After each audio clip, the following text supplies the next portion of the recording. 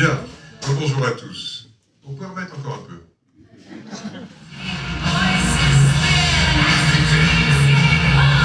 Alors, un peu moins fort, mais en gardant le son, c'est assez agréable. Ce qu'on écoute là, c'est un morceau de Hail Darkness. Je surveille là en même temps pour être sûr. Une minute. Hail Darkness, et Hail Darkness, c'est un groupe qui a été fondé en 2020 par trois jeunes femmes musiciennes en Arizona. Et en Caroline du Sud, en Caroline du Sud. Une des trois est originaire d'Arizona, la fondatrice du groupe. Et elles ont travaillé notamment pendant la pandémie, elles ont sorti cet album qui a eu pas mal de succès dans les années qui viennent de se produire, donc cette année en fait. Et donc voilà. Donc vous direz pourquoi est-ce que je parle de ça. Un album comme il peut en sortir, vous sentez bien, vous percevez bien l'influence que le type de musique, c'est plutôt du doom. Vous avez déjà compris que je parlais de manière transversale, en particulier en mode, il y avait très beaux exposés, en particulier de Benjamin Simenauer sur ce thème. Et donc très dans la ligne de Black Sabbath, etc. Et simplement ce qui s'est passé, c'est que quelques semaines après la sortie de l'album, c'est un EP de 5 titres, et après quelques bonnes critiques et parfois très bonnes critiques, eh bien, elles ont fait une forme de confession sur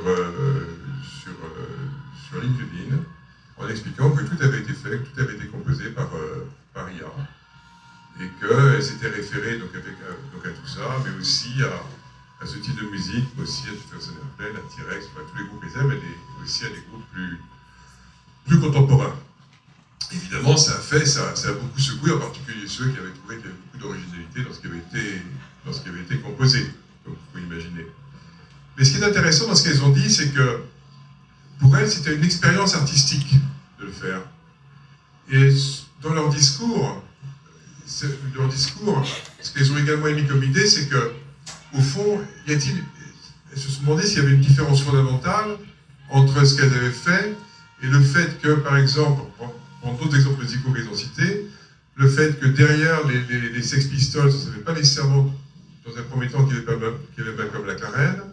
Elles se sont surtout inspirées de l'expérience de Gorillaz avec Damon Albarn, qui n'est pas apparu donc initialement, et en prenant également l'exemple de Kiss, en disant que le masque et l'usage du maquillage, c'était une forme de masque qui était du même ordre. Sauf qu'évidemment, c'est pas du même ordre, mais ça situe bien les choses.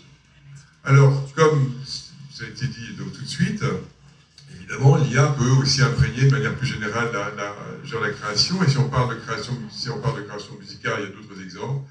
Juste un exemple en matière de création littéraire, c'est la lauréate du prix, de l'équivalent du prix Goncourt au Japon, donc du prix Akutagawa, qui s'appelle Ria Kudan, et qui a sorti un livre, qui a publié un livre, alors je ne peux pas dire en japonais, en gros, la traduction, c'est les Tours de compassion de Tokyo, et qui a fait couler pas mal d'encre à partir du moment où elle a, non pas révélé, mais indiqué que 5% du livre avait été rédigé, de son livre avait été rédigé par l'intelligence artificielle. Alors ça a fait moins, on va dire, en scandale, ça a posé moins de problèmes, vous avez moins de questions au Japon qu'ils en auraient fait en France, et parce qu'il est très fréquent que les créateurs japonais dans toutes les disciplines utilisent l'IA.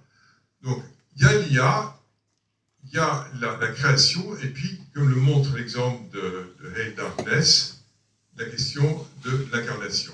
C'est-à-dire la personne qui crée, pour simplifier les choses, n'est pas nécessairement la même personne que celle qui incarne. Alors on va continuer. Ça vous reconnaissez peut-être, c'est la différence entre la création et l'incarnation, puisque c'est un très beau tableau de 1910 d'un nommé Boronali, qui s'appelle « Et le soleil s'endormit sur l'Adriatique ». Mais c'était pas le Boronali en question, il s'appelait en fait Lolo, et c'était l'âne du lapin agile, dans le cadre d'un stratagème élaboré par Roland d'Orgelès en 1910, un tableau qui a été vendu au Salon des Indépendants pour 400 francs or de l'époque, équivalent de 3500 € actuels. Alors, on ne va pas comparer ça avec de l'IA, mais il y a quand même cette problématique de la différence entre la création et l'incarnation. Et vous voyez que si on veut simplifier les choses, on a ici un tableau à double entrée très simple, avec le fait que la création, elle peut être humaine avec une intelligence artificielle en matière de création, Et donc ça, c'est l'exemple de Hate Darkness. Alors, c'est un peu une commodité de parler de Blackpink. Donc, il y a des similarités, ils ne sont pas 3, mais ils sont 4. Et puis une forme de similarité sémantique. Et on peut dire un mot sur la question l'exemple de l'incarnation non humaine et de la création humaine. Alors, on passe après, on va commencer, on continue, voilà, c'est Blackpink. Maintenant, on y va. Ça, c'est Hatsune Miku, c'est tout concerne de Webley, si je ne me trompe pas.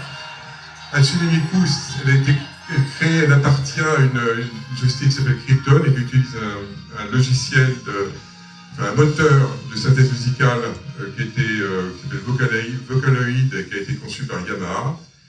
Et ça ne repose pas sur l'intelligence artificielle, mais sur en fait des banques de voix qui sont mises à disposition avec des centaines de milliers ou des millions d'admiratifs. Il y a des fans. D'ailleurs, elle a d'ailleurs épousé, ou plutôt elle a été épousée par un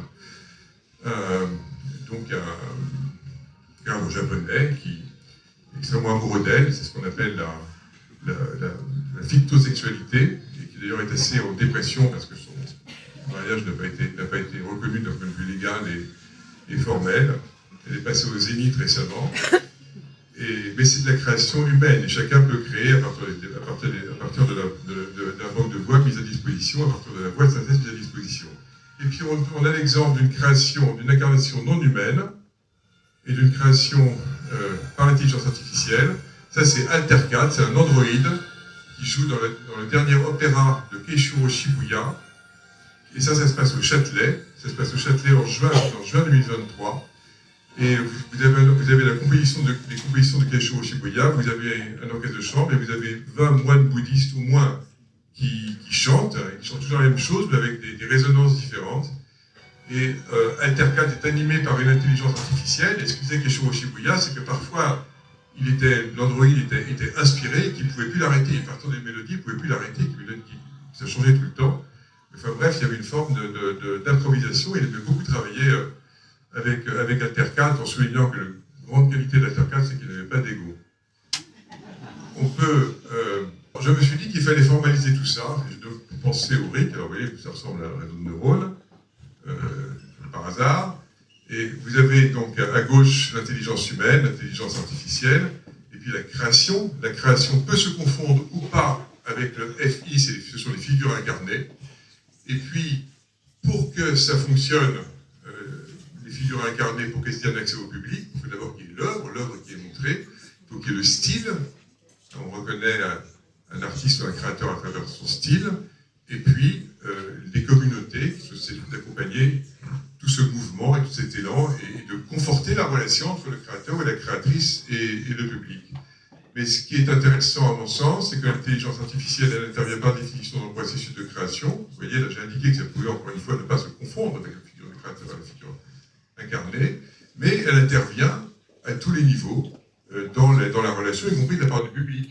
Alors par exemple, au niveau des communautés, ce sont des choses qu'on sait, mais je veux juste vous montrer un exemple d'avatar proposé par TikTok. Vous voyez, c'est pas complètement coin, parce qu'on voit bien qu'il y a des petites choses. Enfin, quand même, ça bouge extrêmement vite. Et cet avatar est mis à disposition, et il est évident, dans une logique d'accompagnement, dans une logique de soutien du processus de connaissance et de mise en connaissance de l'artiste ou de la figure, ou en tout cas de la figure qui incarne, de l'incarnation. Eh bien, il y a ce rôle à jouer de toutes les communautés. Donc, ce que je veux dire par là, c'est que l'intelligence artificielle, elle intervient dans la création, on l'a dit, ce sera redit, mais elle intervient également plus globalement dans la relation. Elle va intervenir aussi, il faut imaginer ce qu'on voit avec les choses, elle va intervenir dans la relation entre l'artiste ou le créateur, ou le créateur incarné en tant que tel, ou la créatrice incarnée, et la relation avec le public. Voilà, alors quelques phrases, juste pour illustrer ces problématiques d'incarnation. Alors, je n'ai pas cité ici, je n'ai pas repris le phrase sur le savoir-faire, parce que ça va être repris pendant l'après-midi, notamment manuel, notamment sur le rôle de l'intelligence artificielle et les limites en matière dans l'objet à 3 dimensions, particulièrement avec les matériaux souples, etc., etc. Donc, beaucoup de choses peuvent être dites, mais vous pouvez voir aisément comment ça se décline. Mais j'ai repris ici des phrases, plutôt que de prendre des phrases de neurophysiologistes, des phrases issues de la littérature, ou pas que, pour montrer comment finalement on peut se formuler la singularité humaine. Donc vous avez ici une phrase de la prisonnière, donc du 5e tome de la recherche. Nous trouvons de tout dans notre mémoire, est une espèce de pharmacie, de laboratoire de chimie où on met au hasard la main tantôt sur une drogue calmante, tantôt sur un poison dangereux. C'était à propos du caractère d'Albertine, et ça met en lumière que le processus de création n'est pas le même, quelle que soit la nature de l'intelligence artificielle générative. Du point de vue de la neurophysiologie, c'est ce qu'on appelle le réseau du mode par défaut, qui se distingue du réseau du mode cognitif, et avec le réseau du mode par défaut, eh bien c'est l'esprit qui vagabonde, c'est l'esprit qui s'accroche à tel ou tel souvenir, ou qui revient avec des boucles. Vous savez, le cerveau, il fait des boucles 95% du temps, et c'est comme ça que s'opère le processus de créativité. On pense aussi à la phrase de Victor Hugo qui disait que la créer, c'est se souvenir. Et puis il y a cette dimension sensorielle qui est très fortement aussi soulignée dans l'histoire de la philosophie, pas chez Descartes, mais chez Spinoza, et puis également chez les neuroscientifiques. J'aime bien cette poème de Pessoa, je suis la garde de troupeau. Le troupeau, ce sont des pensées, les pensées sont toutes sensations. Je pense avec les yeux et les oreilles, et les mains et les pieds, et les yeux et la bouche. Ça, c'est le lien entre l'esprit et le corps dans la création. On continue d'autres messages. Cette phrase de Diderot sur la question de l'émulation entre les artistes, le rôle de l'émulation. Béni soit à jamais la mémoire de celui qui, en instituant cette exposition publique de tableaux, excite à l'émulation entre les artistes. C'est le génie d'un seul qui fait éclore les arts, c'est le goût général qui perfectionne les artistes. Ça, c'est Diderot. Et puis, la question de l'œuvre d'art, qui est des arts de Kunstwerk, sujet qui m'est cher, de l'œuvre d'art totale, du fait du caractère fondamental de la conjugaison des artistes tournés vers un même but. L'homme artiste ne peut se suffire entièrement par l'union de tous les genres d'art dans l'œuvre d'art commune, etc. Et ça, c'est issu conceptuellement des mots, de la parole et de l'écriture de Richard Wagner. On continue. Là, l'incarnation, ça vous paraît un peu bizarre, parce que c'est une décision de la Cour de cassation le 5 février 2008, c'est pour faire un peu de publicité pour la Fédération, parce que la Fédération contribue à tout ça. Voilà, les créations de mode et les défilés de mode sont des œuvres de l'esprit, et on voit que ça fait le lien avec le droit, hein, n'est-ce pas Vincent, sur lesquelles les maisons de couture sont titulaires de droits d'auteur, dès lors qu'elles sont originales, et cette originalité ne serait pas contestée en l'espèce. Donc c'est le caractère d'œuvre collective, même si les intelligences artificielles peuvent jouer entre elles, et parfois même inventer un langage, il n'en reste pas moins qu'il y a là une spécificité humaine. Et puis, une citation de Haydar, alors, qui fait des peintures tout à fait intéressantes. Si l'art consiste à transmettre quelque chose de ce que nous sommes, je suis une artiste, c'est un artiste de reproduire le monde qui nous entoure. Haydar est un androïde, et c'est des mots sur des mots qu'elle a prononcés ou qu'il a prononcés qu'il faut réfléchir lorsqu'il a été auditionné à la Chambre des Lords il y a quelque temps. Vous pouvez voir ça, bien sûr, facilement sur YouTube. Et puis, terminé, il y a un sujet sur lequel, comme l'a dit Einstein, l'âme humaine est à l'abri, ou l'homme est à l'abri, c'était l'intelligence artificielle ne pourra pas rivaliser. Il dit Einstein, l'intelligence artificielle ne fait pas le poids face à la stupidité naturelle. Pour terminer, ça fera la jonction avec Paul, je pense que c'est Paul qui me suit. Voilà. Alors, j'ai pensé à Duchamp dans le rapport avec l'artiste, parce que qu'est-ce qui fait finalement qu'un urinoir, même si on l'appelle Fontaine, est une œuvre d'art? Ça pose plein de questions, et c'est pas l'intelligence artificielle qui va permettre de résoudre ces problématiques. Ça dépend des facultés conceptuelles de l'intelligence artificielle, mais enfin, à ce stade, on peut remettre pour ville, voilà, c'est Marcel Duchamp, la bicyclette, donc avec la version de 1913 et 1964, il y a eu deux versions de 1964 qui a été exposée à Beaubourg. Et puis on peut remettre cette belle chanson, j'ai failli mettre Yves Montand, je me suis dit que 20 ans plus tôt, 48, voilà, écoutez la parole, c'est bien. Voilà. Je m'en allais chercher des oies, du côté de fouiller les oies, la bicyclette. Pas très loin. Soudain qui vois, j'ai devant moi une belle fille au frais minois. Voilà, ça c'est la bicyclette, oui les Paul. Paul vient parce qu'on a eu l'idée, j'ai eu l'idée, puis on a fait ça ensemble, c'est surtout Paul qui l'a réalisé, de faire une œuvre d'art conceptuelle avec une post-bicyclette, et ça c'est la version disco de la bicyclette de Duchamp, voilà. Et puis avec un logiciel artificiel, on a cherché en Eurodisco italienne ce que ça pouvait donner. Et on a montré cette œuvre et on va maintenant la mettre aux enchères. On démarre à 10 000 parce qu'avec ça on a acheté 2 bicyclettes nous-mêmes en plus pour les mouvances contemporaines, mais comme elles sont de belle qualité, ça va nous coûter assez cher. Donc merci à vous de bon cœur et bon après-midi.